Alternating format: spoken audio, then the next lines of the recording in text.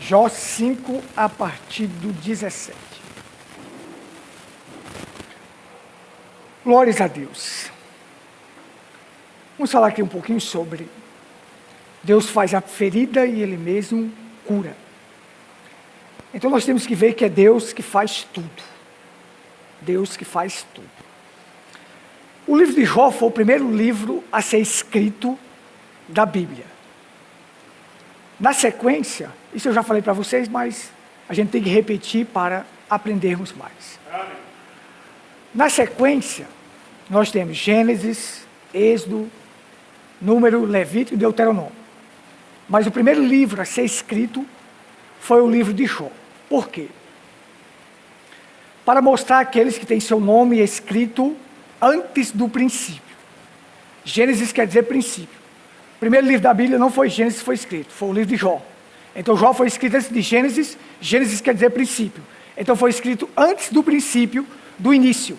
Para mostrar que aqueles filhos de Deus também que tiveram seus nomes escritos antes da fundação do mundo, eles vão passar por problemas, por tribulações, por dificuldades, mas eles nunca vão se perder. Nunca. Eles podem até falhar, eles podem até errar, mas se perder jamais, porque seu nome está escrito antes do princípio, antes do início de qualquer coisa. Então aqui nós temos um homem assim, que se você pensar, depois de Cristo, o homem que mais sofreu na terra, prefigurando os filhos de Deus que iria sofrer também, foi Jó. No livro de Jó a gente vê que tem perdas, tem rejeição, tem solidão, tem falsidade, tem hipocrisia contra Jó. Tudo que você imaginar que uma pessoa possa passar na vida e que os filhos de Deus também iriam passar, iriam superar estas coisas e no final eles chegariam como vencedores e diria assim: bem sei que tudo podes e nenhum dos teus planos pode ser frustrado. Então por mais que passe por isso, que passe por aquilo, que sofra isso, sofra aquilo, no final os filhos de Deus vão dizer assim: bem sei que Deus tudo pode. E nenhum dos planos dele pode ser frustrado, pode ser decepcionado. Vai chegar ao final da forma que Deus quer. Da forma que Deus quer. Porque assim, a origem espiritual de um ser humano aponta seu destino. Então Jesus disse assim: viemos de Deus, vim de Deus e vou voltar para Deus. Então os filhos de Deus, eles vieram de Deus, eles têm que voltar para lá. Tem um ensinamento que rola assim, que diz assim: sua origem não determina seu destino. Na carne, a minha origem não determina meu destino, não. Quer dizer, se a pessoa é filho de um cachaceiro, ele não precisa ser cachaceiro. Se o pai dele morreu de cirrose, porque a cachaça comeu o fígado, não é obrigado o filho passar pela mesma coisa, não. Na carne. Agora, espiritualmente, a origem aponta o destino. De onde você veio, é para onde você vai. Agora não significa dizer que uma pessoa que nasceu de um traficante, ele vai ser traficante. Ou que uma que nasceu de uma prostituta, tem que ser prostituta, não. Na carne, não. Agora, no espiritual, Deus vai fazer de tudo, porque você veio de lá, você tem que voltar para lá. Você vai se purificar aqui, vai ser purificado pelo sangue de Cristo, para poder voltar para o local de onde primeiro veio. E não importa o que vai passar. Você vai passar coisas difíceis aqui na terra. Mas você vai superar como Jó superou e vai chegar ao final dizendo que Deus pode tudo e nenhum dos seus planos pode ser frustrado. Olha aqui no capítulo 19, diz assim, ó, olha o que Jó passou assim. O sofrimento. Olha, pois longe de mim os meus irmãos e os que me conhecem como estranhos se apartam de mim. Começando pelos irmãos, se apartaram dele. Os meus parentes me deixaram e os meus conhecidos se esqueceram de mim. Os meus domésticos e as minhas servas me reputaram como um estranho e vim a ser um estrangeiro aos seus olhos. Chamei ao meu criado e ele não me respondeu. Cheguei a suplicar-lhe com a minha própria boca. o meu hálito se faz estranho. A minha mulher, se faz estranho a minha mulher. Tanto que supliquei o interesse dos filhos do meu corpo. Até os pequeninos me desprezam, e levantando-me, falam contra mim. Todos os homens da minha confidência me abominam, e até os que eu amava se tornaram contra mim. Então assim, você tem assim, irmão ficaram contra ele, mulher ficou contra ele, perdeu o filho, perdeu tudo, os amigos vieram com falsidade para cima dele, tudo que você pensava, os pequeninos que davam cadeira para Jó sentar, ficou contra ele, os servos que Jó tinha demais, ficou contra ele. Então você vê o seguinte, o homem estava sofrendo rejeição de todos os lados. De todos os lados. Porque assim, as pessoas dizem assim, na hora que está bem bom, na hora que a coisa está boa, aí você tem amigos, você tem pessoas ao seu lado, tem tudo. Eu quero ver na hora que esteja ruim, se vai permanecer contigo, para saber se é amigo de verdade. Porque assim, amiguinho de dias, de hora, de semana, todo mundo é. Amigo à distância, todo mundo é. Agora vamos ver na hora da dificuldade, na hora da dor, na hora que está sofrendo, se tem amigos para permanecer contigo. Agora na hora que o homem tinha assim, quando o homem tinha 7.000 ovelhas, 3.000 camelos, 500 juntas de boi, 500 jumentas, era também muitíssimos seus servos e suas servas, e era o homem maior que existiu no Oriente, tinha 10 filhos, 7 filhos e 3 filhas, vivia bem, todos respeitavam, aí todo mundo estava com ele. Tinha tudo isso aí, todo mundo estava, o homem estava bem, olha, o homem é próspero, o homem é rico, é isso e aquilo, todo mundo estava com ele. Mas na hora da dificuldade, quando a ferida veio, aí eu quero ver agora se tem. Quem permanece? Aí você vai saber quem é amigo. Aí você vai saber quem são as pessoas, se elas permanecem contigo na hora da dor, na hora da aflição, na hora da agonia. Jesus viu isso aí quando os discípulos abandonaram ele. Todos vocês me deixarão só, mas eu não estou só porque o Pai está comigo. Agora aí é a vitória de qualquer um. É quando você fica com Deus. E se isso é uma correção do Todo-Poderoso, que maravilha. Se você está passando por algo que é a correção de Deus na sua vida, maravilha. Porque aqui Jó diz assim, nós lemos que ele diz assim, olha, eis que bem-aventurado é o homem a quem Deus repreende, não despreze, pois, a correção do Todo-Poderoso. É bem-aventurado, é mais do que feliz o homem que Deus vai disciplinar e colocar na linha certa. Estão entendendo? Então aqueles que é colocado por Deus na linha correta, no caminho certo, no que é correto, este é mais do que feliz. Aí diz assim, não despreze a correção do Todo-Poderoso. Não despreze. Aí ele diz, porque ele faz a chaga e ele mesmo liga. Ele fere e suas mãos cura. Lá em Deuteronômio também diz isso aqui, Deuteronômio 32, 39 diz assim, vede agora que eu sou, e mais nenhum Deus há além de mim. Eu mato e eu faço viver, eu firo e eu saro, e ninguém há que escape da minha mão. Então tudo é Deus que faz.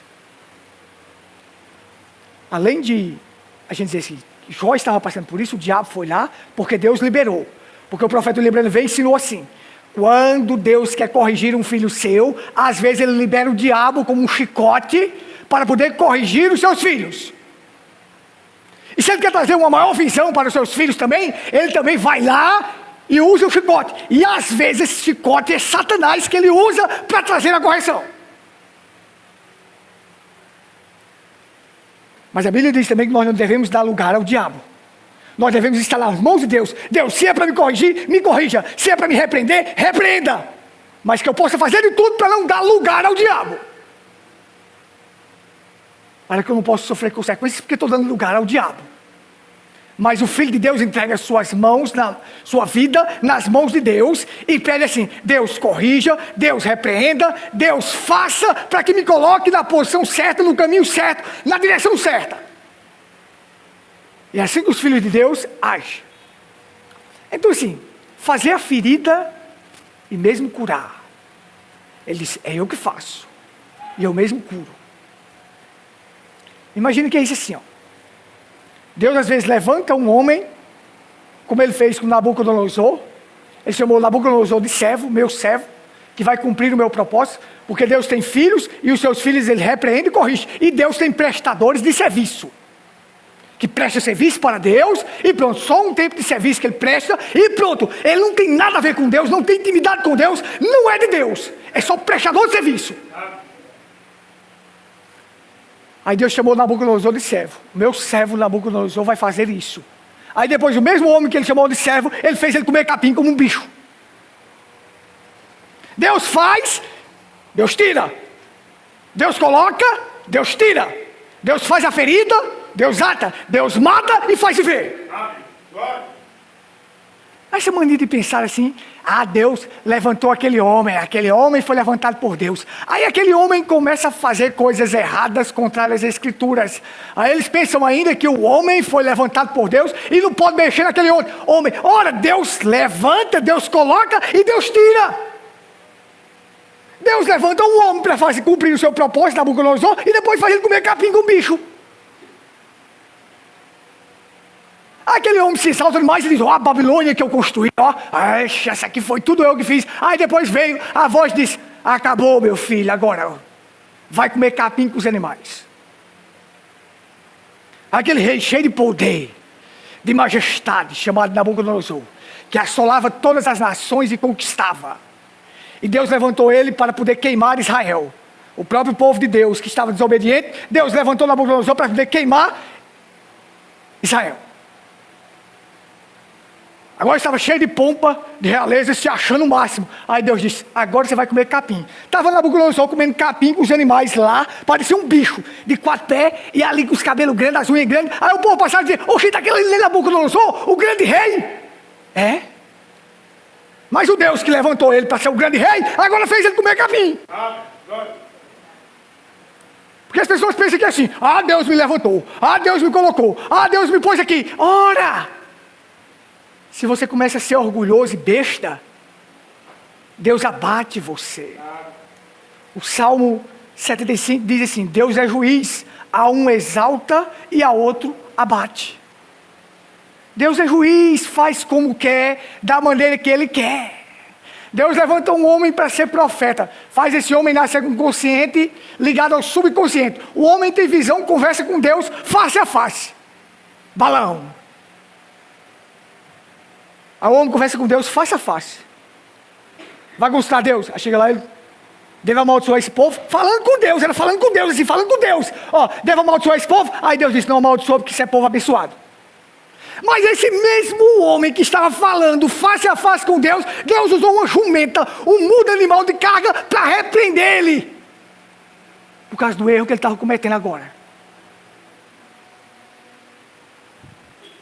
Como é que a pessoa fala face a face com Deus, e agora uma jumenta está repreendendo a insensatez daquele homem?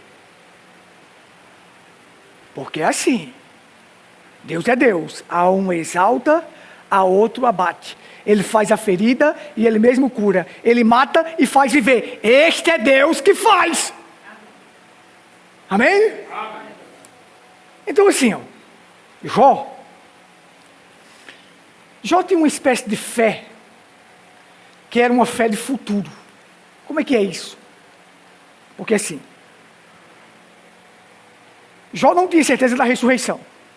Deus fez isso aí com ele, levou ele a essa condição mais baixa, ao pó e à cinza, porque assim, da mesma forma que uma pessoa morre e o corpo dele vira pó e cinza, viemos do pó e ao pó tornaremos, é ali que está a esperança da ressurreição. A Bíblia diz que Jó desceu ao pó e à cinza. Ali. Para quê? Para Deus nos mostrar a figura de que homens que descem ao pó e à cinza vão chegar na ressurreição. Filhos de Deus um dia vão descer ao pó e à cinza, mas vão chegar na ressurreição. Ele não tinha certeza da ressurreição, mas ele tinha certeza de Deus. Então ele diz assim, olha, eu sei que o meu Redentor vive. Olha, eu sei que o meu Redentor vive agora. mas por fim se levantará sobre a terra. E ainda que os vermes comam a minha carne, eu verei a Deus. Olha, e por fim se levantará sobre a terra. Quer dizer, futuro vai se levantar sobre a terra, e na minha eu verei a Deus. Verei é futuro. Então ele tinha uma fé de futuro. Mas quem tem uma fé de futuro é uma fé inabalável, porque mesmo se a pessoa vê agora no presente, não adquirir agora, mas ele diz, mas eu vou adquirir aquilo lá na frente. Estou dizendo? Essa é a maior fé de todas. É aquela fé que você sustenta, garantindo que vai receber aquilo, mesmo que seja 2.000 anos, 3.000 anos, 4.000 anos, 5.000 anos, você já está garantido, dizendo, eu verei a Deus. Essa é a fé do futuro. Só que Jó disse assim, eu sei que o meu Redentor vive e por fim se levantará. Mas nós podemos dizer isto? Não. Eu sei que o meu Redentor vive e já se levantou. A nossa fé era para ser uma fé de presente. Mas mesmo assim, Jó, com a fé de futuro, ainda adquire mais fé do que aqueles que têm a fé de presente. Porque nós já sabemos que Cristo se levantou. Não é que ele vai se levantar, é que ele se levantou. Um homem, para acreditar no futuro, ele precisa ter uma fé muito grande. Muito grande mesmo. Porque nós já temos evidência da ressurreição, já Cristo já se levantou, já ressuscitou, já garantiu para nós, onde está a morte, a tua vitória, onde está o teu aguilhão, cadê? Acabou-se. O aguilhão da morte é o pecado, a força do pecado é a lei, mas Deus nos deu a vitória por meio de quem? De Cristo Jesus, já deu a vitória. Mas Jó estava crendo numa vitória que ainda viria, e se chama fé de futuro, é a maior de todas as fés.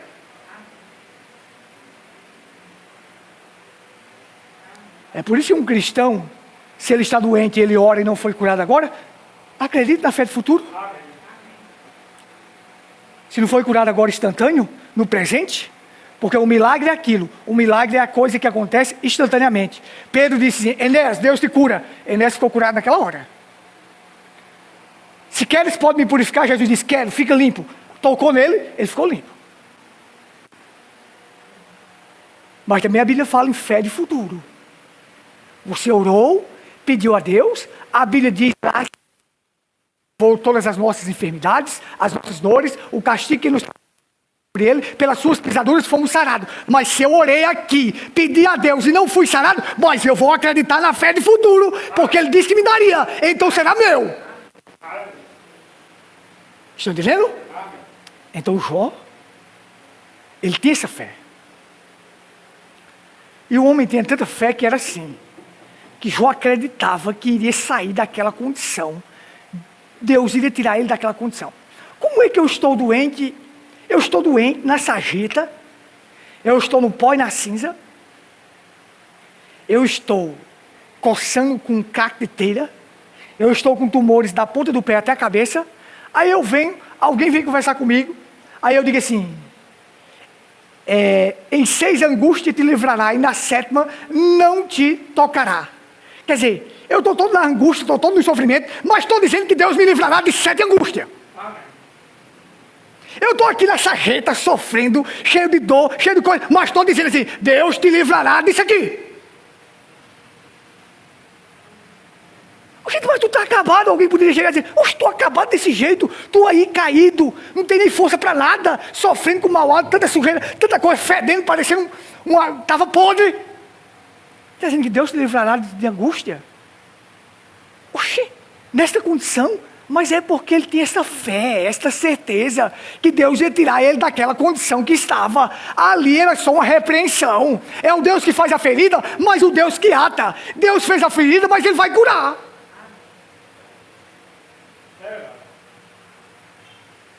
Ele tinha essa certeza.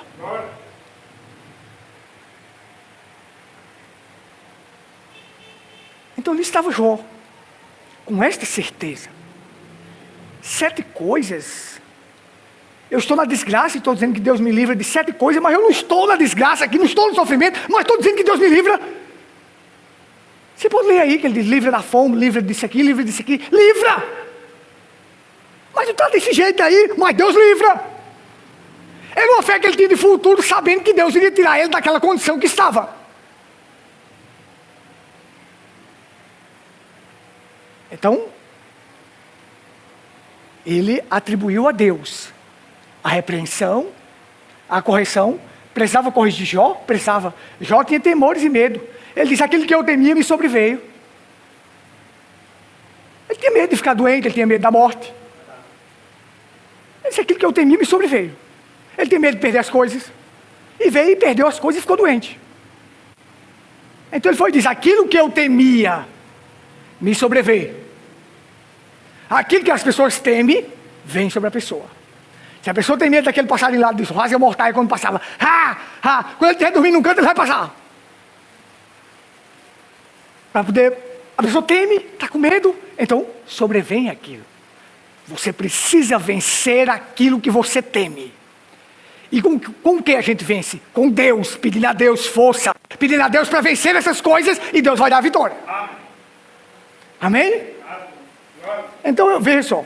Então, a fé de presente e a fé de futuro. A fé de futuro é assim, eu verei a Deus. O Redentor se levantará. Mas a fé de presente eu tenho que dizer assim, eu vi, eu vejo. Eu vi é passado, mas eu vejo Deus fazendo isso em minha vida, Deus mudando a minha vida, Deus transformando a minha vida. E ainda que eu peça e não acontece agora, eu verei isso acontecer. Eu verei essas coisas acontecer. Essas coisas vão acontecer na minha vida. É assim, dessa maneira. Então, entenda só. Lá em Samuel diz assim, o Senhor empobrece, o Senhor enriquece. O Senhor abate e também exalta. 1 Samuel 2, do 6 ao 10. Então, a gente tem que pensar assim, que Deus é quem faz tudo.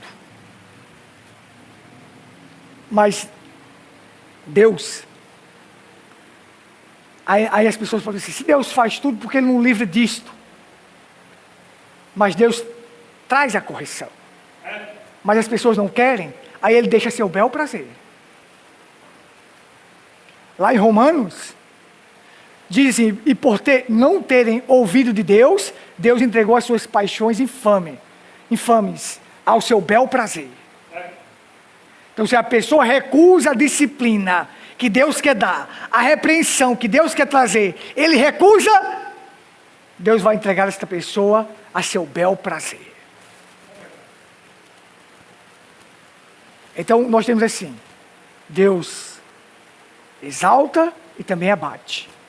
Então, nós tivemos homens assim, homens que foram levantados por Deus, mas depois que foram abatidos.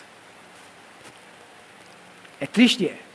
O apóstolo Paulo disse assim, eu esmurro meu corpo à servidão, para depois de ter pregado a muitos, não seja eu desqualificado. Mesmo depois de ter pregado a muitos, não seja eu desqualificado. Então, nós tivemos homens assim, que foram levantados por Deus, mas depois foram abatidos por Deus. Isso é Deus que faz. Então as pessoas às vezes dizem assim, e por que tu fala contra alguns pastores? Ora, tu não é da mesma classe, tu não é pastor também? Ora, e por que eu sou pastor, eu tenho que defender um pastor errado? Não. É a mesma coisa que está acontecendo com esses policiais. O policial joga o outro na ponte, o policial bate em mulher velha. O que é que a mulher velha oferece de resistência? O policial batendo em criança. Aí teve um camarada que fazia parte da classe dos policiais, um deputado, e disse assim, os policiais estão certos. Não, os policiais não estão certos, estão errados. Se o pastor está errado, é adultério, é isso e aquilo, porque eu sou pastor, eu vou defender, porque o camarada é pastor, não. Está errado. Porque eu sou da mesma classe, eu vou defender? Não. Não é dessa maneira. Não é dessa maneira. Então, homens que foram levantados, agora estão abatidos.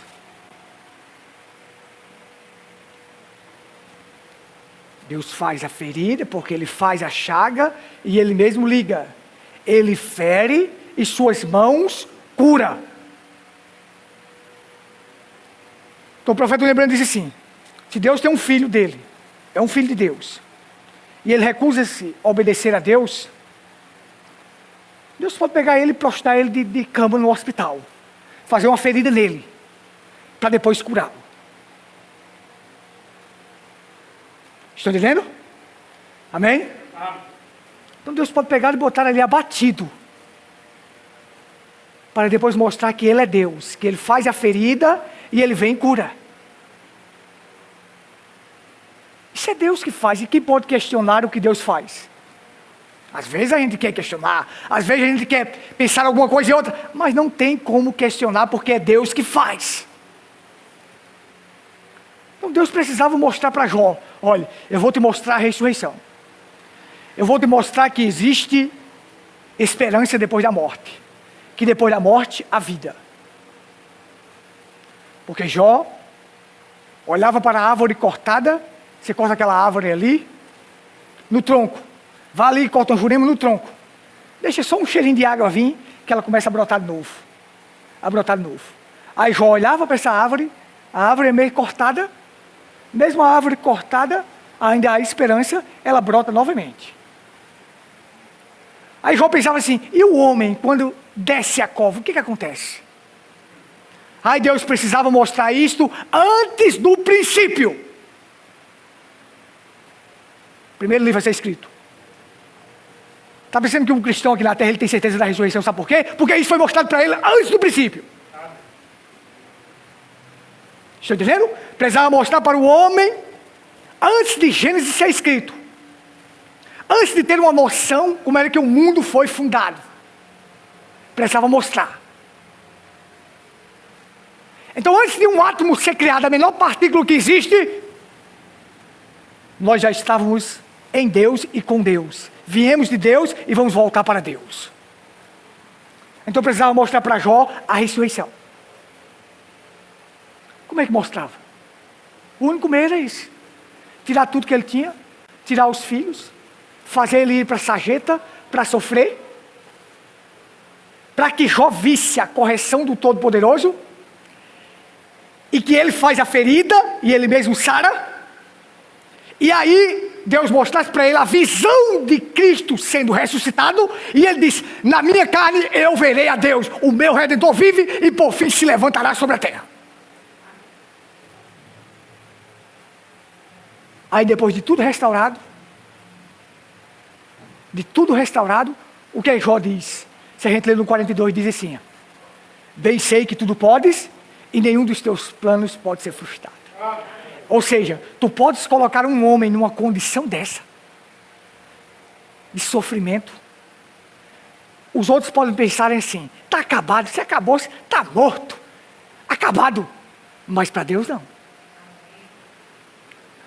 O plano que Deus tinha era de mostrar a Jó a maior visão. Mostrou a maior visão para ele, que foi a ressurreição de Cristo, e que haveria esperança para o homem depois da morte. Pronto. Daí para cá Deus vai restaurar Jó. O que Deus precisar mostrar para nós, restaurar em nós, mudar em nós, Ele vai mostrar.